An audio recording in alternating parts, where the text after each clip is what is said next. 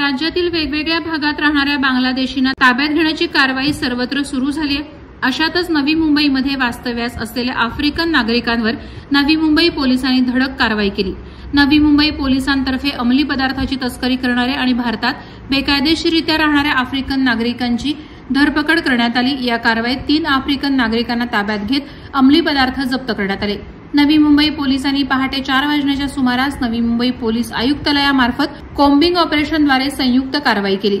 पोलिसांनी दिलेल्या माहितीनुसार पहाटे 4 वाजता विविध भागात 11 ठिकाणी छापा टाकत पोलिसांनी 118.48 ग्रॅम वजनाचं कोकेन, 100.84 ग्रॅम एमडी पावडर आणि 43,500 रोख रक्कम जप्त केली।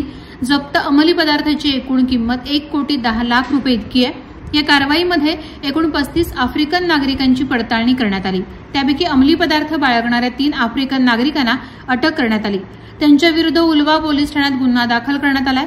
यासोबतच इतर जणांची चौकशी करण्यात आली असता पासपोर्ट आणि व्हिसा मुदत संपलेल्या एकूण 11 आफ्रिकन नागरिकांना तात्काळ भारत देश सोडून जाण्याची नोटीस पोलिसांकडून बजावण्यात आली आहे। वादळवारा लाईव्हसाठी न्यूज ब्युरो, नवी मुंबई। नवी मुंबई व रायगड जिल्ह्यातील ताज्या बातम्या आणि घडामोडींसाठी सबस्क्राईब करा वादळवारा लाईव्ह चॅनल आणि दाबा बेल आयकॉन।